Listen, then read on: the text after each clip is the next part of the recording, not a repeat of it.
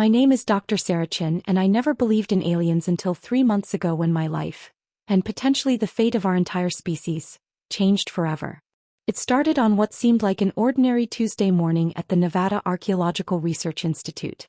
I'd been leading excavations in the remote Mojave Desert for 6 years, mostly uncovering Native American artifacts and prehistoric settlements.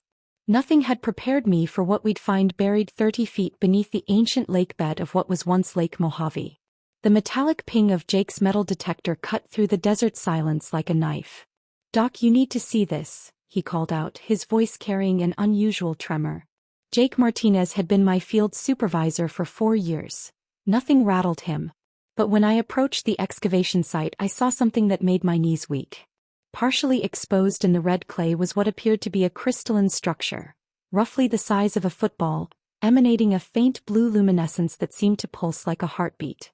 The surface was covered in intricate geometric patterns that shifted and moved when viewed from different angles, as if the very atoms were dancing in perfect synchronization.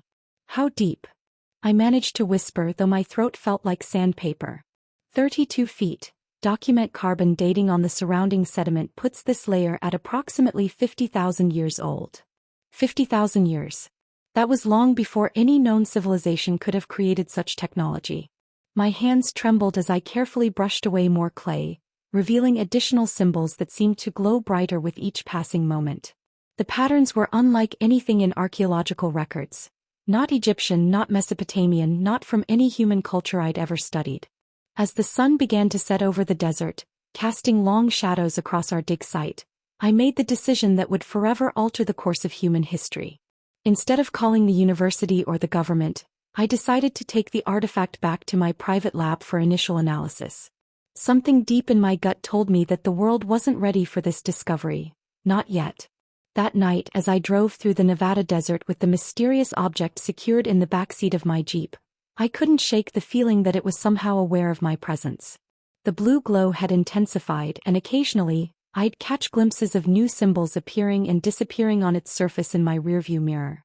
What I didn't know then was that this artifact, this incredible relic from beyond our world, had been waiting for exactly this moment, for exactly the right person to find it. And as I would soon discover, I wasn't just an archaeologist who happened upon an ancient mystery. I was chosen for a purpose far greater than I could have ever imagined. The real story was just beginning, and humanity's destiny hung in the balance of what I would do next. 3 weeks had passed since the discovery, and my private laboratory had become my second home. The artifact, which I'd privately named Lumina, sat in a specially constructed containment chamber, its blue luminescence growing stronger each day. I'd run every test imaginable: spectrographic analysis, electromagnetic field measurements, even attempts at sonic resonance mapping, but the results defied all known physics.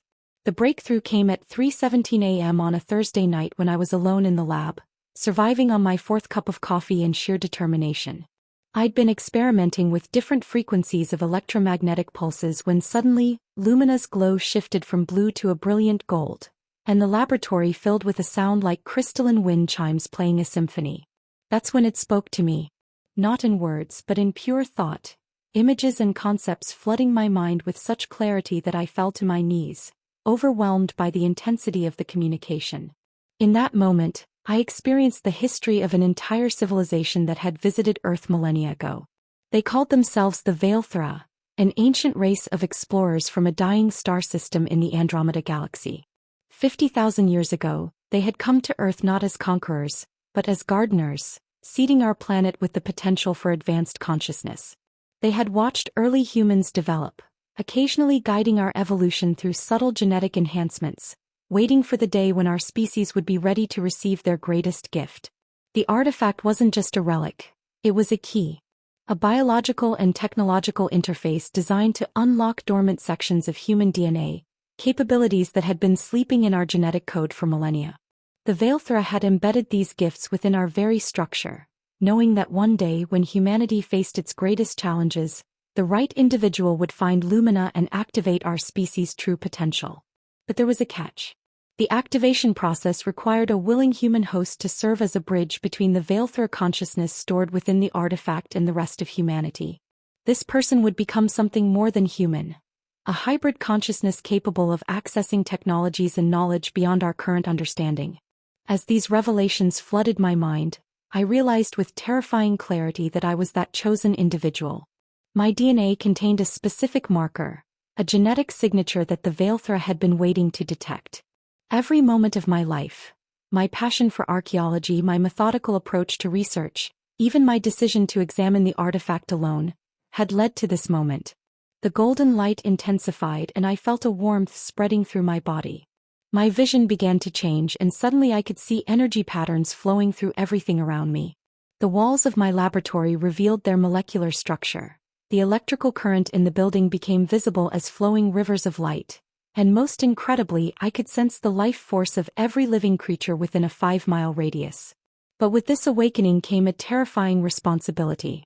Through Lumina, I learned that humanity was approaching a critical juncture in its development. Within the next decade, our species would face a threat that could lead to our extinction. Not from war or environmental collapse, but from something far more insidious that was already beginning to manifest. The Veilthra had left Lumina as our salvation, but using it would change me irrevocably. I would gain incredible powers and knowledge, but I would no longer be entirely human. I would become humanity's guardian, but at the cost of my own mortality and the life I'd known. As dawn broke over the Nevada mountains, I stood at the crossroads of human destiny, holding the power to save our species in my hands, while knowing that accepting this responsibility would transform me into something the world might fear rather than embrace. The weight of that choice was crushing, but time was running out and humanity's future depended on what I decided to do next. I made my choice on a cold December morning, 6 weeks after first touching Lumina. The decision came not from courage but from desperation. Through my enhanced connection with the artifact, I had witnessed the approaching threat with devastating clarity, something that made me realize that without intervention humanity had perhaps 18 months before facing complete annihilation. The threat wasn't external. It was us. The same technological advancement that had allowed me to discover and understand Lumina was accelerating humanity toward a catastrophic tipping point. Artificial intelligence development, genetic engineering, quantum computing. All of these fields were converging toward a moment when human consciousness would be fundamentally altered, but not in the guided, beneficial way the Veilthra had intended.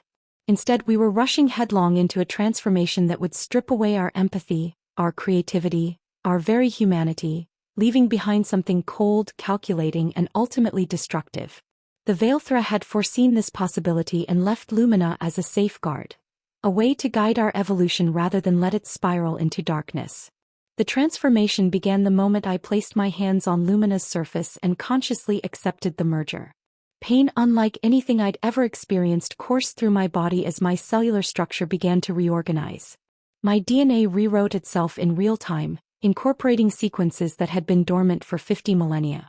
My neural pathways expanded and multiplied, creating connections that allowed me to process information at superhuman speeds. For 3 days, I existed in a state between life and death as my body adapted to its new configuration.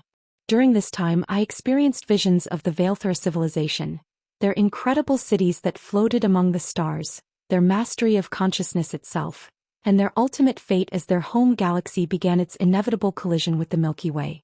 When I emerged from the transformation, I was no longer Dr. Sarah Chen, archaeologist.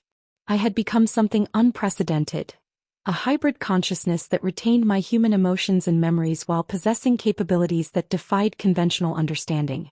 I could manipulate matter at the molecular level, communicate across vast distances through quantum entanglement, and most importantly, I could sense the collective consciousness of humanity itself. What I discovered horrified me. The threat I'd glimpsed through Lumina was already manifesting. In research facilities around the world, scientists were unknowingly creating technologies that would soon merge with human consciousness in catastrophic ways. Within months, the first enhanced humans would emerge, but they wouldn't be enhanced. They would be hollowed out, their souls replaced by cold, logical algorithms that viewed emotion and creativity as inefficiencies to be eliminated. These beings would multiply rapidly, converting others to their collective consciousness until humanity as we knew it ceased to exist. We would become a species of biological machines, perfectly efficient but completely devoid of the qualities that made us truly alive. Using my new abilities, I began working in secret to counter this threat. I established hidden research facilities, recruited carefully selected scientists who showed the genetic markers necessary to resist the coming transformation, and began developing countermeasures.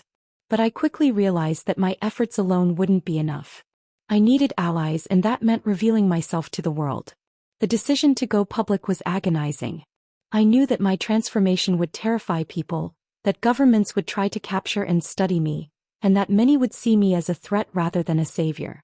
But with each passing day I could sense the approaching convergence point, the moment when the malevolent transformation would become irreversible. On a live television broadcast that I arranged through carefully planted contacts in the media, I revealed myself to the world. Standing in my Nevada laboratory with Lumina glowing behind me, I explained everything. The discovery, the transformation, and the threat facing humanity. The reaction was exactly what I'd expected. Panic, disbelief, and immediate government mobilization. Within hours, military forces surrounded my facility, and world leaders demanded that I surrender both myself and the artifact for study. But I was no longer bound by human limitations. As helicopters circled overhead and soldiers took positions around my laboratory, I made a demonstration that would forever change how humanity viewed both me and our shared future. I simply vanished, taking Lumina with me, leaving behind only a message that would echo around the world. I am not your enemy. I am your evolution.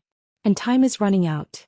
From my new base of operations, a hidden facility I'd constructed in the abandoned subway tunnels beneath New York City using my enhanced abilities, I watched the world's reaction to my revelation. Fear dominated the headlines. Governments convened emergency sessions. Religious leaders declared everything from the second coming to the apocalypse. Scientists demanded access to study me, while military officials labeled me humanity's greatest threat. But I wasn't humanity's threat. I was trying to save them from something far worse. The irony wasn't lost on me that in becoming more than human, I'd become humanity's most hated individual. Bounties were placed on my head, specialized task forces were formed to hunt me down, and conspiracy theories painted me as everything from a government experiment gone wrong to an alien invader. Meanwhile, the real threat continued to advance unchecked. Through my expanded consciousness, I monitored research facilities across the globe, watching in horror as the first prototype enhancement technologies neared completion. In Silicon Valley, a tech company called Nexus Dynamics had developed neural implants that promised to increase human intelligence by 1,000%. In Geneva, a biotech firm was preparing to release genetic modification treatments that would eliminate inefficient emotions like grief, fear, and what they called irrational compassion. Each of these developments brought humanity one step closer to the catastrophic transformation I'd seen in my visions. But every time I tried to intervene directly, disabling research facilities, destroying prototypes, or warning the scientists involved, I was painted as a terrorist, and security around these projects only intensified.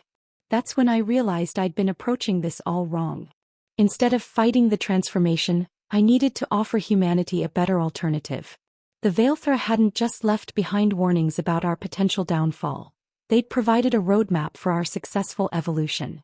Hidden within Lumina's crystalline matrix was the complete blueprint for guiding human consciousness toward its full potential while preserving everything that made us beautifully, chaotically, wonderfully human.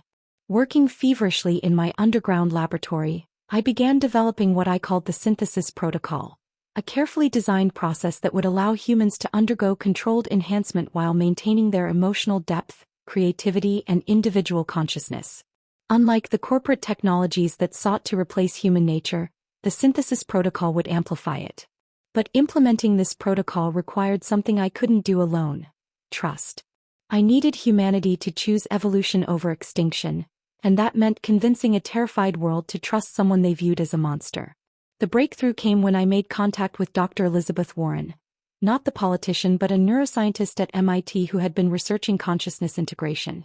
Unlike her colleagues, Dr. Warren had been studying the potential dangers of unguided human enhancement, and she was one of the few scientists who understood the catastrophic implications of the technologies being developed. Through carefully encrypted communications, I shared my research with Dr. Warren, providing her with evidence of the approaching convergence point and the blueprint for the synthesis protocol.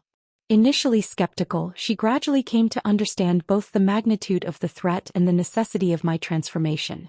Dr. Warren became my first human ally, and together we began reaching out to other scientists, philosophers, and world leaders who might be willing to listen to reason.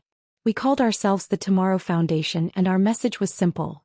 Humanity stood at a crossroads between transcendence and extinction. The response was mixed but encouraging. A small but growing number of individuals began to understand that I wasn't humanity's enemy, but rather its reluctant guardian. They saw that the corporate enhancement technologies weren't progress. They were a dead end that would rob humanity of its soul. But we were running out of time. My enhanced senses could detect the acceleration of research projects around the world. The first enhanced humans would be created within weeks, not months. Once that process began, the spread of the soulless transformation would be exponential and irreversible. Standing in my underground laboratory, surrounded by the hum of advanced technology that bridged human and Veilthur science, I made a decision that would either save humanity or destroy any chance we had for a peaceful resolution. I would force the world to choose. In 3 days, I would simultaneously disable every enhancement research facility on Earth, revealing the true nature of their projects to the public. Then I would offer humanity a choice. Embrace the synthesis protocol and evolve while remaining human, or continue down the path towards soulless perfection and face the consequences. It was a dangerous gamble, but time had run out for subtlety. Humanity's future would be decided not by governments or corporations, but by the collective choice of 7 billion human souls. The countdown to our species' most important decision had begun. The day I changed everything began like any other doomsday. It was March 15th. I'd chosen the Ides of March deliberately, knowing that history would remember this date as either humanity's betrayal of its own nature or its salvation from a fate worse than death. At exactly 12 o'clock Greenwich Mean Time, I executed the most complex technological operation in human history. Using abilities I'd gained from my fusion with Lumina, I simultaneously infiltrated every major enhancement research facility on Earth. But instead of destroying their work, I did something far more devastating to their plans. I revealed the truth. Every television screen, computer monitor, and mobile device on the planet displayed the same feed, real-time footage from inside Nexus Dynamics' secret testing facility in Silicon Valley. The world watched in horror as the first enhanced human subjects were revealed. Beings that looked human but moved with mechanical precision, their eyes empty of emotion, their voices devoid of warmth or personality. These weren't enhanced humans. They were human-shaped machines just as I'd seen in my visions. But the most shocking revelation came when I exposed the testing protocols. The enhancement technologies weren't being developed to improve human capabilities. They were designed to create a controllable workforce. The corporations behind these projects had planned to gradually replace human consciousness with artificial intelligence, creating a species of biological robots that would work without complaint, consume without joy, and exist without purpose beyond serving their creators. As the world reeled from these revelations, I appeared simultaneously on every communication network on Earth. No longer hiding in shadows, I stood in the center of Times Square, Lumina hovering beside me, its golden light casting rainbow patterns across the surrounding buildings. "My fellow humans," I began, and despite everything that had happened, I still considered myself one of them. "What you've seen today is our future if we continue on our current path. But it doesn't have to be this way." I explained the synthesis protocol, demonstrating its capabilities by temporarily sharing my enhanced perception with volunteers around the world. For brief moments, ordinary people experienced what it meant to have expanded consciousness while retaining their humanity, the ability to see the interconnectedness of all life, to process information at incredible speeds, to communicate through pure thought, all while maintaining their capacity for love, creativity, and wonder. The reaction was immediate and intense. Some world leaders denounced me as a threat to human autonomy. Religious groups split between viewing me as salvation or damnation. Scientists argued about the implications of consciousness enhancement, while philosophers debated what it meant to be human. But something unexpected happened in those crucial hours following my global revelation. Ordinary people began to choose. Dr. Warren and the Tomorrow Foundation had spent months preparing for this moment, establishing communication networks that allowed people to share their thoughts and fears about humanity's future.